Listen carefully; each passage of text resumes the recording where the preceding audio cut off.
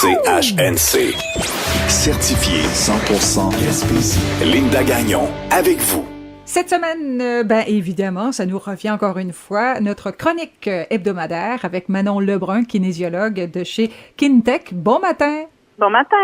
Alors Manon, cette semaine, on parle d'un sujet qui préoccupe bien des gens. On parle en fait des mythes et des réalités sur la fameuse perte de poids. J'ai hâte de vous entendre là-dessus. C'est quoi les mythes qui entourent la perte de poids? Oui, justement, j'avais le goût de commencer avec le premier mythe qui va comme suit, c'est qu'on doit être mince pour être en santé. Alors, c'est un mythe. C'est sûr que si on se fie au poids santé, là, on a vraiment l'impression que c'est ça. Quand on nous dit vous avez votre poids santé, là, des fois c'est pas gros, je trouve, moi. Exactement. Puis ça l'a amené, c'était des bonnes actions qui ont été faites pour la prévention, mais il y a eu des incompréhensions autour de ça. Puis je m'explique. C'est sûr que l'obésité est très, très en lien avec beaucoup de problèmes de santé. Ça, je ne dis pas le contraire. Cependant, on peut être une personne avec un embonpoint et être en meilleure santé qu'une personne mince. Parce que si on est une personne avec un surplus de poids, mais qu'on est actif et qu'on a une saine alimentation, on peut être en meilleure santé qu'une personne mince qui est sédentaire et qui fume puis qui a une mauvaise alimentation. Vous avez raison. Je suis d'accord avec ça.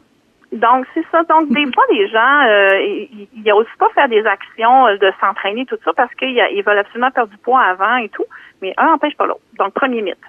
Au niveau du deuxième mythe que j'ai répertorié, c'est que les personnes avec un surplus de poids ont nécessairement une mauvaise alimentation. Faux! C'est absolument faux. Oui. Naturellement, les gens mangent trop, par contre. Ça, on va y revenir avec un autre mythe. Mais les tentations sont tellement nombreuses, vous comprenez? Exactement, ça c'est sûr. Ça c'est sûr. Tout est fait pour que tout soit attrayant. Tout est sucré, tout est gras, tout est salé.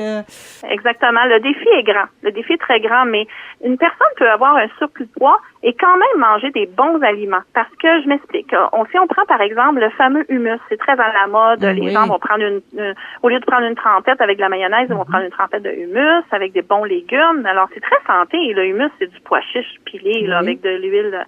Alors, cependant, c'est extrêmement calorique. Pour donner un exemple, un quart de tasse de hummus, c'est 350 calories. Et 15 frites, c'est aussi 350 calories. C'est ça qui arrive souvent, hein? Quand on mange santé, on a l'impression que ça engraisse pas. Mais c'est pas nécessairement vrai. Exactement. Puis moi, je vois ça souvent en pratique clinique. Les gens me disent, je sais pas qu'est-ce que tu vas changer dans mon alimentation. Je mange super bien. Je sais pas qu'est-ce que tu vas faire pour me faire maigrir. Puis là, avec les rencontres, on se rend compte que oui, il y a des pièges. Alors, bon pour la santé ne veut pas dire nécessairement diététique. Exactement. Voilà. Bon. Est-ce qu'il y a d'autres mythes? J'imagine que oui, parce qu'il n'y aura pas tant de régime que ça. Non, c'est ça, il y en a plein. Par exemple, on peut éliminer le gras à des endroits précis du corps en faisant des exercices ciblés, d'après vous. Vrai? Ça, c'est un mythe. Bon. Alors, c'est complètement faux. Puis je suis contente que vous avez dit vrai parce que la majorité des gens pensent comme vous. Alors, la majorité pense qu'on peut maigrir à des endroits. On décide pas où on va perdre la graisse. Malheureusement, non. On n'a pas de pouvoir là-dessus. Non, c'est très malheureux en fait parce que on a tous des endroits où on préférerait même le garder notre gras, mais non, en fait, on n'a pas de pouvoir là-dessus. Il est impossible de perdre du poids de façon localisée. Pour perdre du poids, il faut une balance énergétique négative, c'est-à-dire augmenter sa dépense d'énergie et diminuer son apport en calories. Donc, le poids perdu proviendra de l'ensemble du corps et non d'une région particulière, malheureusement. On peut pas répartir ça comme on veut, là. Seigneur. Il y a sûrement d'autres mythes. Oui, comme entre autres le mythe que l'exercice aide à perdre du poids, selon vous. D'après moi, oui. Oui. Mais tout à fait, l'exercice aide. Mais là pourquoi je l'ai mis dans un mythe, c'est que ça l'aide, mais seulement à 30%. Et je m'explique, c'est que seulement 30% ou moins est perdu grâce à l'activité physique pour la majorité des gens.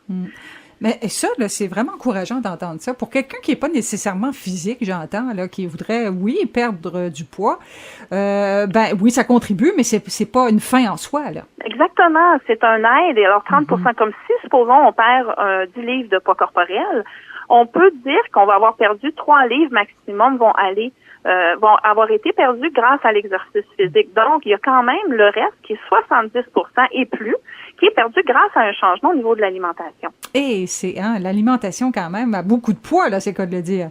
Exactement, c'est bien dit. Est-ce qu'on peut y aller d'un petit dernier mythe? Oui, le mythe, je dirais, de quand on mange le soir, oui. On engraisse si on mange tard le soir. Ben oui, moi j'ai toujours entendu ça. Bien sûr, plein de monde mentionne ça, mais il n'y a aucune recherche scientifique qui a encore établi ce facteur. Cependant, il y a quelques études qui démontrent que il y a une corrélation entre le manque de sommeil et la prise de poids. Donc peut-être le fait de manger tard, c'est ça. Peut-être le fait de manger tard, ça nous fait moins bien dormir, mais moi le sommeil, en tout cas, j'ai toujours considéré que ça jouait un rôle si on dormait moins bien là, sur le métabolisme qui faisait en sorte qu'on prenait du poids. Est-ce que ça a du bon sens? C'est pas tout à fait comme ça que ça fonctionne. Bon, okay. mais oui, là, il y a des actions qui se passent là, qui font en sorte que. Mais il y a une relation, mais c'est mal expliqué. C'est ça. Mais il y a une relation. Tu sais, c'est pas comme. Il y a une corrélation. Donc, ça arrive souvent que quand on manque de sommeil, on a aussi une prise de poids. Moi, je serais portée à le croire. Oui. Il y en a tellement des mythes, je pense qu'on n'aura pas le temps de faire le tour. Hein? Il doit y en avoir encore une bonne vingtaine à suivre. Ah oui. Il y a beaucoup de mythes. Et puis, lors de mes rencontres, on défait les mythes un par un. C'est sûr qu'on peut pas tout dire dans une rencontre.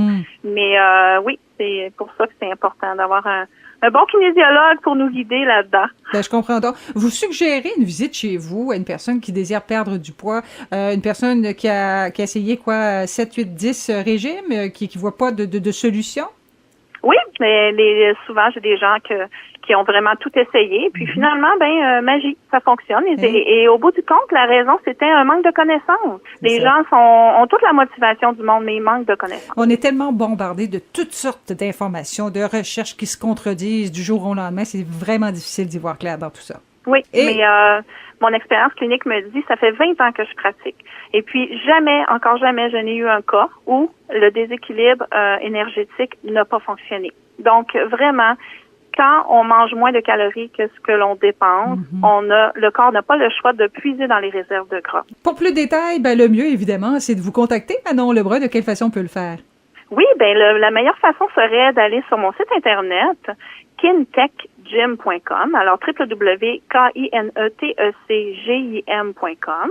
Et puis, de plus, vous pouvez réentendre les capsules qu'on fait ici à CHNC le lendemain. Et je vais mettre aussi de temps à autre des documents reliés au sujet dont on a parlé. Ouais. Parfait. Manon Lebrun, kinésiologue, merci infiniment. La semaine prochaine, on parle de quoi? La semaine prochaine, nous allons parler de vivre avec le diabète du type 2 et comment renverser la roue. Voilà, on a déjà hâte. Merci beaucoup, Manon. À la semaine prochaine. Merci à vous. Au revoir. Bonne semaine.